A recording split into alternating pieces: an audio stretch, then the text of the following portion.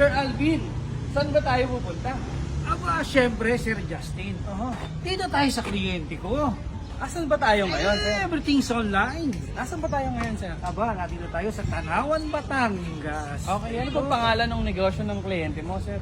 Si Ma'am, ang may-ari ng Everything's Online. Hello, ma'am. Good morning. Good morning po. Apo. Ma'am, ako po ay sa Isuzu San Pablo. So ito mga katanungan, ma'am, tungkol lamang po naman do sa inyong nakuwang sasakyan sa amin. Kailan po kayo nag-decide na kumuha ng sasakyan para po sa inyong negosyo? Way back 2020, when we started our business, is nagre-rent lang kami ng logistics transpo, which is upon computation, malaki yung na-expend namin na amount for the transpo. So that's why we decided na kumuha na lang ng sarili namin sasakyan. Okay. Tanungan, bakit po Isuzu ang napili niyong brand ng sasakyan? Para po, pa rin sa inyong negosyo. We chose Isuzu Travis because of the engine, which is yung durability, and maganda yung, as we heard from other businessmen, maganda daw yung quality ng sasakyan. Opo, ma'am. So that's why we decided na ito na lang yung brand na kunin namin. Okay, ma'am. Salamat po doon, ma'am. Talagang maaasahan at matibay ang aming mga sasakyan. Ma'am, kanino niyo po nalaman na mas maganda ang Isuzu Travis para sa inyong negosyo? Actually, yung friend namin, siya yung una nag-purchase ng Isuzu Travis. So, may Okay. negosyo din siya. According to her, maganda daw yung Travis kasi malaki yung capacity at maganda yung makina. As everything's online, yung business namin, marami kaming product na kine-carry. Actually, from South to Luzon, yung tinatravel namin. Ganun kalaki, ma'am? Yes. Oo. Within the South Luzon, yung tinatravel namin. So, kailangan namin na matibay yung sasakyan at malaki. Nabanggit mo, ma'am, yung name ng iyong business. Anong pangalan, ma'am? Which is everything's online yung negosyo Everything's natin. online. Okay. Ayan. So, nandyan na lahat? Yes. Actually, lahat Mostly. talaga. Which is food, non-food, lahat. Lahat. Marami kaming resellers within the...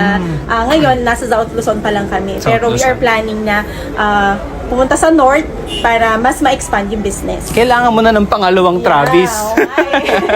As a business owner, paano po ito nakatulong sa inyo pong pamilya, lalo na po sa paglago ng inyong negosyo? First sa pamilya is, since malaki nga yung Travis, so pwede, meron kami mga gathering, pwede kami magsama ng buong pamilya. Okay.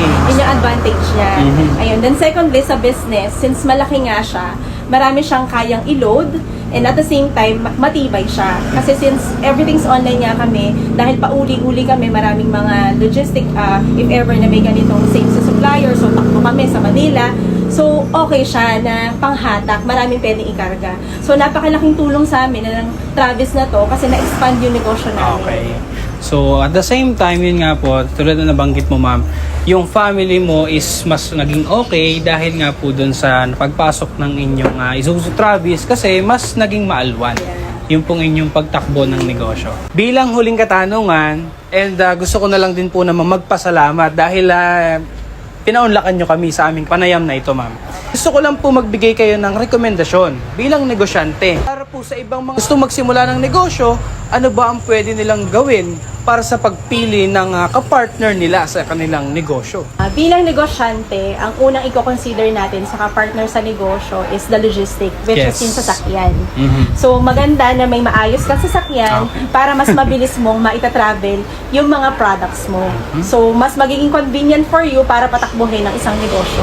Magtatapos na tayo sa ating panayam. Baka po may gusto kayong sabihin para po sa iba pang mga negosyante. I think you're a successful entrepreneur, ma'am. Suggestion, advice para po sa mga gustong magsimula or nagsisimula na. As an entrepreneur, especially kapag yung mga nagsisimulang negosyante, ang unang kailangan natin is yung tatag ng loob.